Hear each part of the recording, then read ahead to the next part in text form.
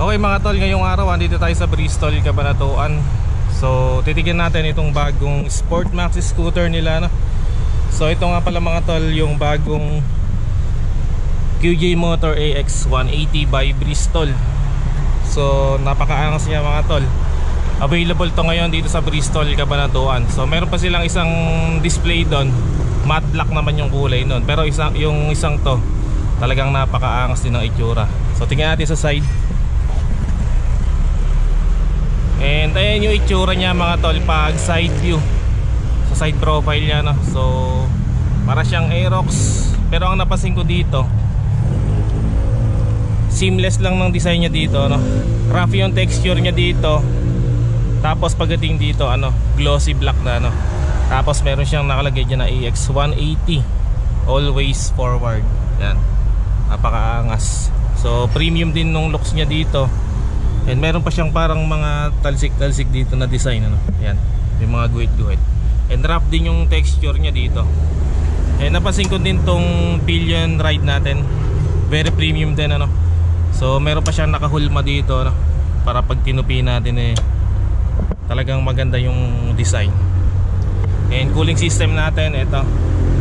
Maganda rin yung cover natin dito, very premium. Tapos muffler design yung cover niya, matte, yung matte black tapos silver, napaka premium din. Tapos yung pinaka tip natin, ayan, black din. Tapos dito naman sa rear end niya mga tol, buo yung lens natin dito. And pagguhit lang siya, ayan, para lang siyang line dito.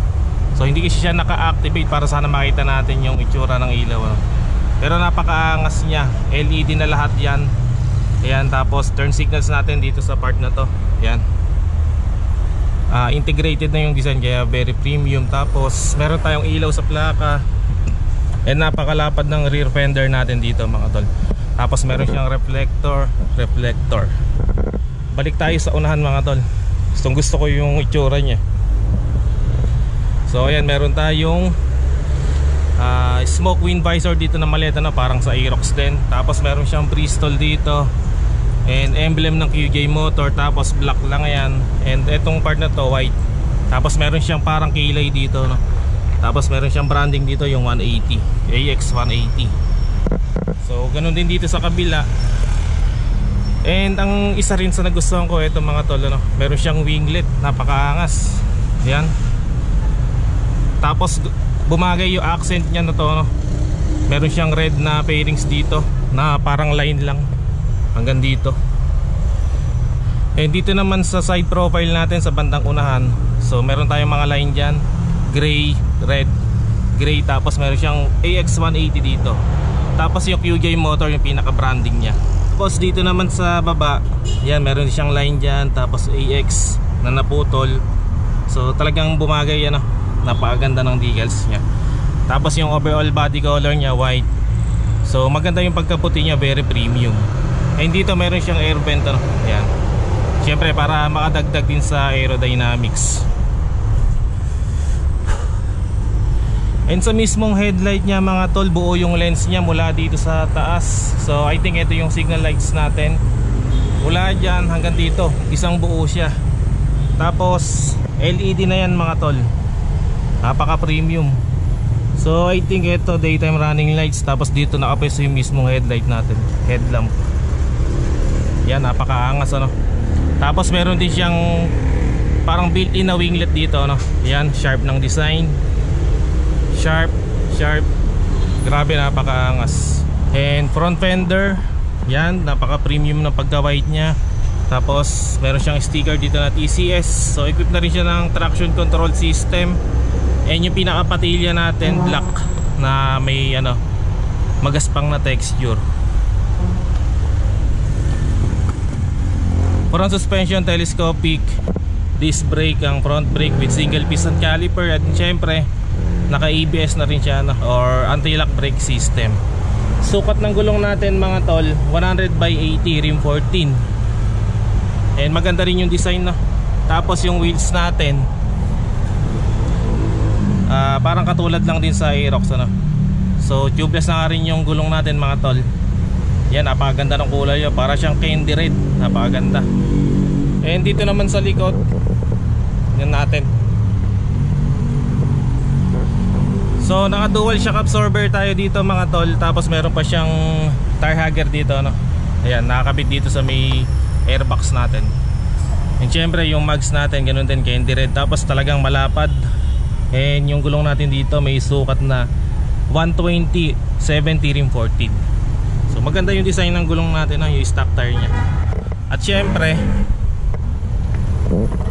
disc brake na rin mga tol yung ano nya, rear brake natin. Tapos dual piston caliper, no?